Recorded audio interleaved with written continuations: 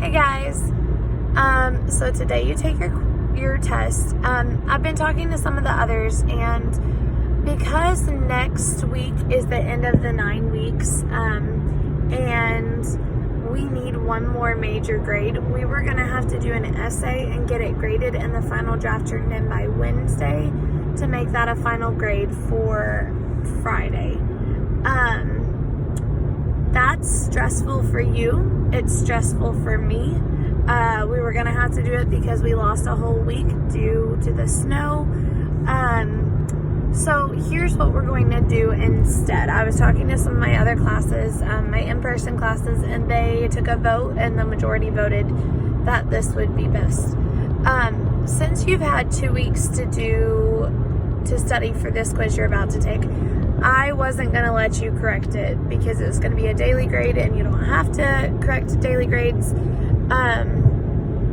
And I know that some people really aren't studying and haven't been using this week wisely. So I was going to count it as is. Now, instead, I'm going to make today's test a test grade, and you can correct it up to a 70 on Monday.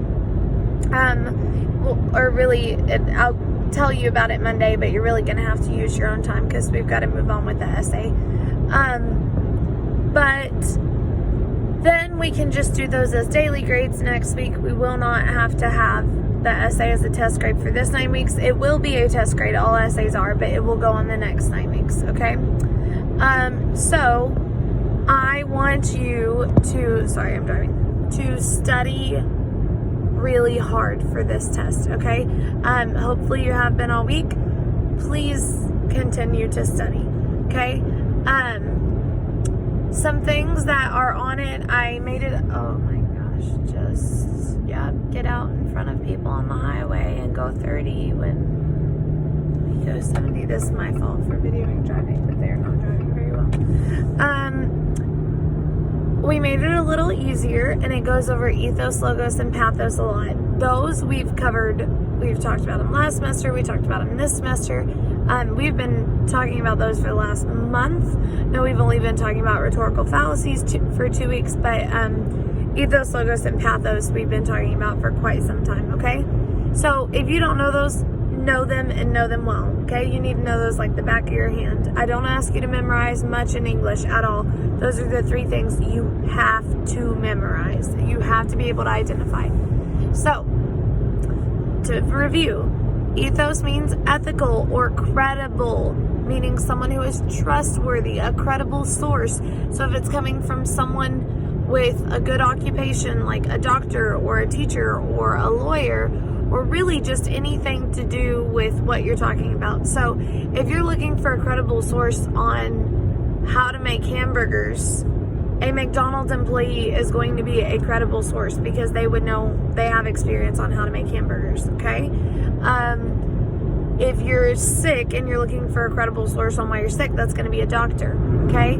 Also, celebrities, no, they don't, there's no reason that they're trustworthy or qualified to give the opinions they do for a lot of them, but we listen to them because they're famous, and I'm not saying it's a good thing or a bad thing, it's just a thing. So if a celebrity is mentioned in a fallacy, it's going to be an ethical fallacy, okay? Because you're believing said person, and you're believing them because they're that person, not because of what they have to say, but only because they're that person. Same thing for doctors. If you're a fallacy about medical and you're like, that doesn't really sound right to me, but it came from a doctor, and you're only trusting it because it's from a doctor, then it's ethical, okay? Logical fallacies are common sense, okay, or statistics and data. If it gives you numbers, it's probably a logical fallacy. If you just look at it and you're like, well, common sense would tell you that's how they came to that conclusion, it's a logical fallacy. Pathos are emotional, it's emotional, so emotional fallacies. If it makes you mad, happy, angry, sick. Now, please remember that everything makes you feel some type of way, so A logical fallacy might make you excited if you have numbers. Don't get that confused, okay? If it's purposely trying to make you feel some type of way. So if it starts off talking about a sad little starving boy, that one was on our bingo, then you'll know that that is a sentimental appeal. It's an ethical fallacy. I mean, no, don't answer that. It's an emotional fallacy, which is pathos, right? Okay? So if you get an appeal that starts with some sad tidbit, that's going to be pathos, all right? So there will be several places where you match those.